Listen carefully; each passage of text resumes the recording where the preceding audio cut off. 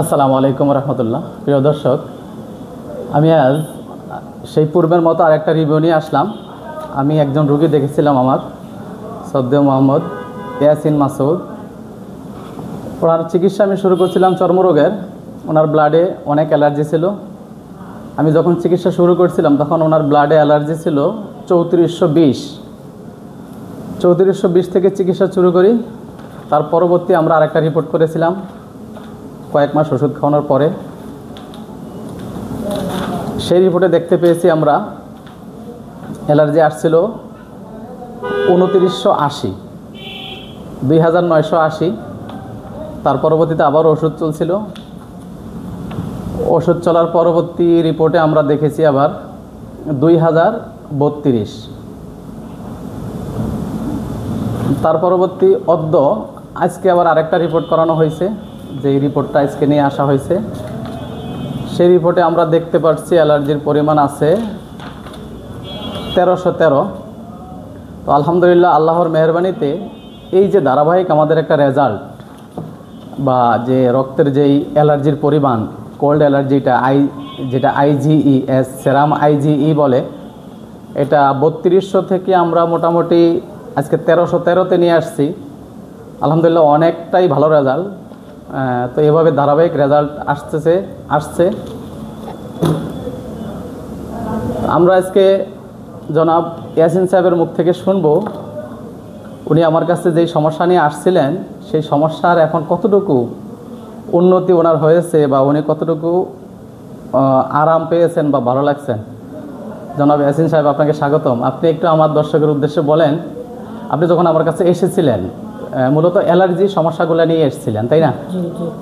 তো অ্যালার্জি নিয়ে এসেছিলেন। ওই সময় আপনার অনেকগুলো সমস্যা ছিল, যেগুলো আমি আমার ডায়েরিতে এন্ট্রি করেছি। সব সমস্যা একবারে মোটামুটি যা যা সমস্যা ছিল সবগুলা এন্ট্রি করেছিলাম। এখন আপনার মুখ থেকে আমার দর্শকের উদ্দেশ্যে শুনতে চাই, আপনি কী কী সমস্যা নিয়ে আসছিলেন? আমার অনেক রকমের সমস্যা ছিল, যেমন মাথা ব্যথা, চোখ চুলকানো, নাক মুখ, তারপরে মানে পুরো শরীর চুলকানো, লাল হয়ে যাওয়া, গোটা গোটা হওয়া, কাশি হওয়া, হাঁচি হওয়া, ঠান্ডা লাগা, সাইনোসাইটিসের ব্যথা, এরকম অনেক কিছুই ছিল আর কি।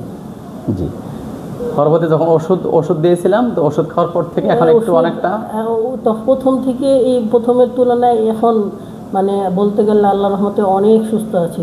প্রায় আগে তো এরকম হতো যে সপ্তাহে 7 দিনের ভিতরে 6 দিনই আমার অ্যালার্জিতে মারাত্মকভাবে ভুগতে হতো।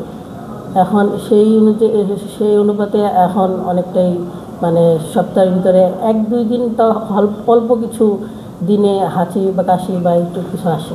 হ্যাঁ, আমার রেকর্ডে যেটা আমি দেখতে পাচ্ছি যে আমি ওই দিন যে হিস্ট্রিগুলো লিখেছিলাম, মানে অনেক পরিমাণে হাসি হতো। জি, অনেক পরিমাণে। একটা আসলে একাধারে 8টা 9টা বা এরকম হতো যে 10 12টা 15টাও চলে যেত। অনেকগুলো হাসি আসতো এবং সাথে সাথে সর্দিও ছিল প্রচুর। নাক চুলকাইতো, কান চুলকাইতো, চোখ চুলকাতো এবং কি শরীর ফুলে যেত মাঝে মধ্যে অ্যালার্জিতে। অ্যালার্জি চুলকানির জন্য শরীর ফুলে যেত। বিশেষ করে অ্যালার্জি কোনো খাবার খেতে পারতেন না, তাই না? অ্যালার্জির খাবার খেলে খুব বেশি হতো। সাথে সাথে আরেকটা জিনিস আমি দেখতে পাচ্ছি, নাকেও পলিপ ছিল। এখন আমি যে নাক দেখতে পাচ্ছি, নাকটা মোটামুটি অনেকটা শুকিয়ে গেছে, নাকটা চিকন হয়েছে, আগে মোটা ছিল হয়তোবা।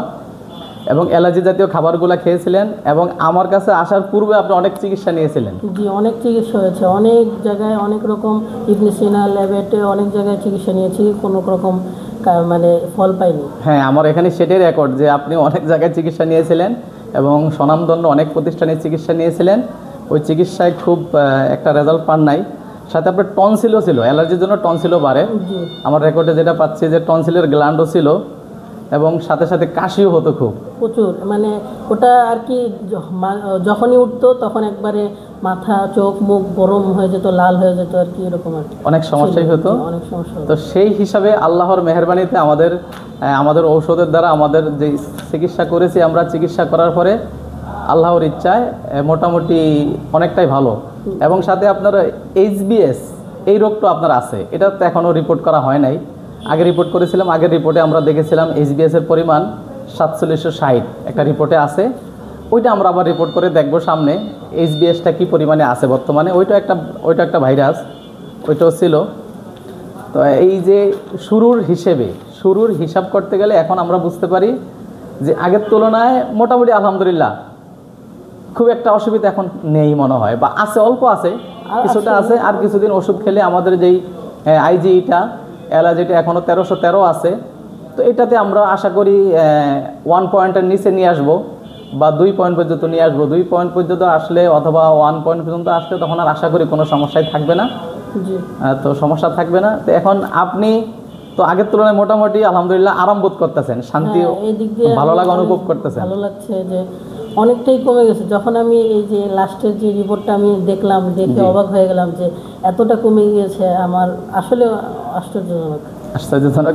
এবং মানে হোমিওপ্যাথি ওষুধে যে কাজ হয় বা হোমিওপ্যাথি চিকিৎসা একটু সময় নিয়ে ধৈর্য ধরে করলেও যে আমি দীর্ঘত আপনি জানেন 2 বছর ধরে আসছি আপনার কাছে রেগুলার, একটু ধৈর্য ধরে চিকিৎসা নিলে এই ব্লাডে অ্যালার্জিটা কমায়, এটা আসলেই আলহামদুলিল্লাহ আল্লাহর মেহেরবানিতে কমছে। তো মোটামুটি আমি আমার দর্শক যারা আছেন এবং আমার যারা ছাত্রী আছেন তাদের উদ্দেশ্যে বলতে চাই, আসলে হোমিওপ্যাথি চিকিৎসা লক্ষণ এবং শারীরিক বিষয়গুলো দেখে যদি সঠিকভাবে একটা যথাযথ ডোজ দেওয়া যায় রোগীকে, তাহলে রোগী আস্তে আস্তে ভালোর দিকে যায়। তো আমাদের আজকের যেই কেস হিস্ট্রিটা বা কেস টেকিংটা আমি আমার মূলত ছাত্রছাত্রী যারা আছে তাদের উদ্দেশ্যেই করা, এবং জনাব ইয়াসিন সাহেব উনিও মোটামুটি চিকিৎসা নিয়েছেন, এটা আমার ছাত্ররা দেখবে এবং দেখে এখান থেকে শিখবে যে কিভাবে হোমিওপ্যাথি চিকিৎসা করলে ধারাবাহিক চিকিৎসায় মোটামুটি একটা সফলতার দিকে যাওয়া যায়। তো এরকম সাকসেস হিস্টোরি আসলে আনলে অনেকে আনা যায়, আবার অনেকগুলাই রেকর্ড ধারণ করা যায়। আমার দীর্ঘ প্রায় 20 বছরের চিকিৎসা অভিজ্ঞতায় তো এরকম হাজার হাজার রোগী আমি দেখেছি। তো সব তো আর আনা সম্ভব হয় না সময় স্বল্পতার কারণে কিংবা ব্যস্ততার কারণে। তো আজকে মোটামুটি সময়ও ছিল হাতে, আমার এখানে রোগীও কম ছিল, রোগীর চাপ কম ছিল, সেই জন্য একটা সাকসেস হিস্টোরি বা কেস হিস্টোরি নিয়ে আসলাম দর্শক আপনাদের উদ্দেশ্যে। তো আর কথা লম্বা করব না, আজকের মতো এখানে বিদায় নিচ্ছি। আল্লাহ হাফেজ।